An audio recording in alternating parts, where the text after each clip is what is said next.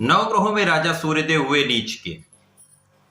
जब भी कोई ग्रह अपनी नीच राशि में प्रवेश करता है तो उसका प्रभाव निर्बल हो जाता है, वो निम्न स्तर का प्रभाव देने लगता है तथा उसकी जो कार्यकत्व है, कार्यकत्व में एक नकारात्मकता आ जाती है।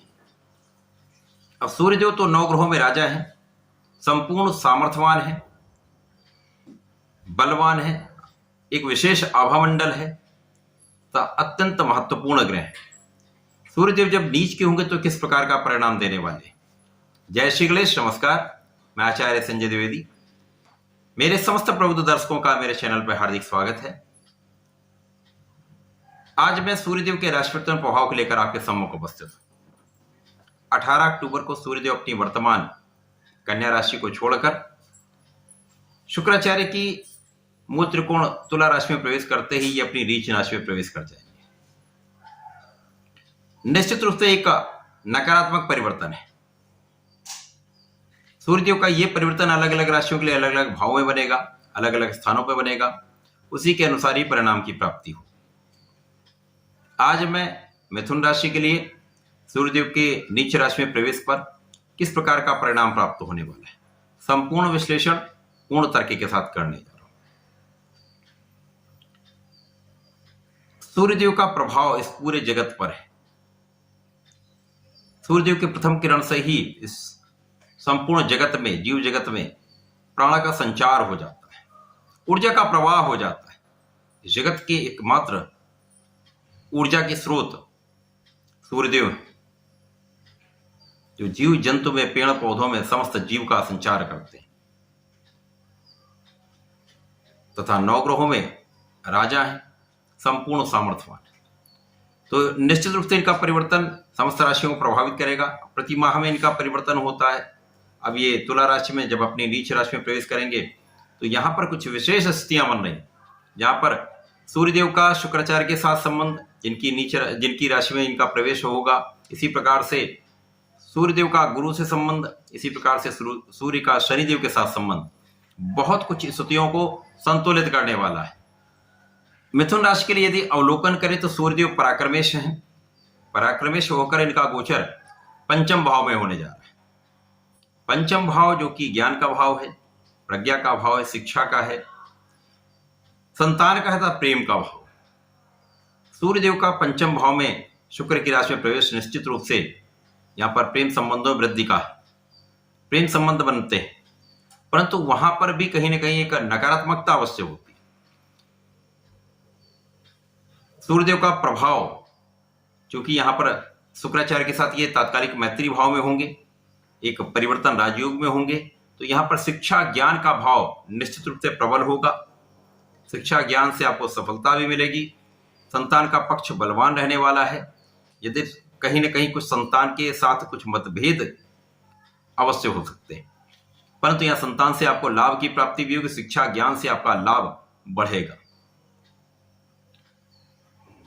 यहां पर यदि स्थितियों को देखें तो सूर्यदेव की दृष्टि का प्रभाव आपके लाभ में वृद्धि करने का है, परंतु जब ये नीच के तो किस प्रकार का हो, ये नकारात्मक परिणाम देने वाला है क्या?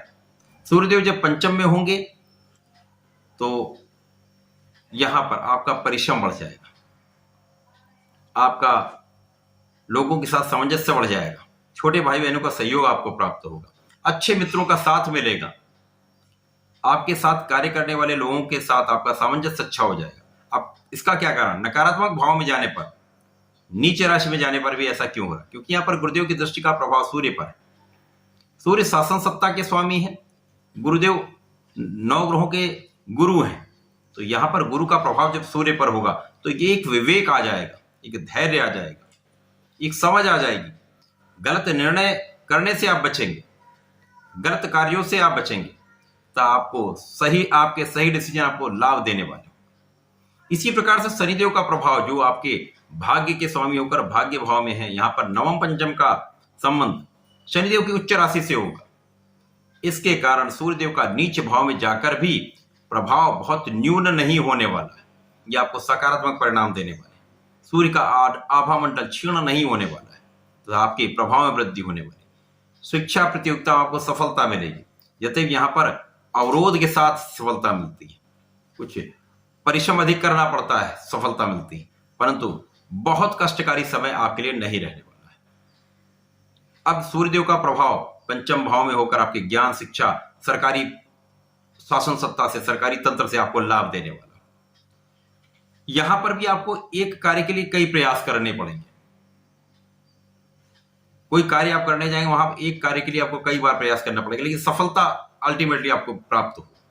तो यहां संघर्ष हो सकता है, कुछ परिश्रम बढ़ सकता है, लेकिन प्रभाव बहुत न्यून नहीं मिलेगा, आपको सफलता मिलेगी। साथ ही साथ यहां पर आपको शासन तंत्र से सहयोग प्राप्त होगा। यदि शासन प्रशासन में, सरकारी नौकरी में है, तो यहां पर कार्य की अधिकता हो सकती है, स्थानांतरण हो सकता है, लेकिन उस स्थानांतरण का या उस कार्य में वृद्धि का आपको एक लाभ अवश्य प्राप्त होगा। आपके स्तर में वृद्धि अवश्य होगी, आपके यश में वृद्धि अवश्य होगी, क्षमता आपकी बढ़ेगी, आपकी कार्य में विशिष्टता निश्चित रूप से आ जाएगी। तो ये सूर्य का परिवर्तन नीच राशि में होकर भी आपके कुछ कार्यों में विशेष वृद्धि करने वाला है, लाभ देने वाला है। परंतु सूर्य जब नीच के होंगे तो कुछ प्रभाव निर्बल अवश्य होता है। यहां आपको नियमित रूप से भगवान सूर्यदेव को जल देना चाहिए। प्रत्येक रविवार को भगवान भोलेनाथ पर लाल चंदन का अर्पण करना चाहिए तथा नित्य ओम नमः शिवाय का कम से कम एक माला का जप करें तथा भगवान श्री गणपति महाराज के संकरनाशन श्री गणेश स्तोत्रम का नित्य पाठ करते रहें।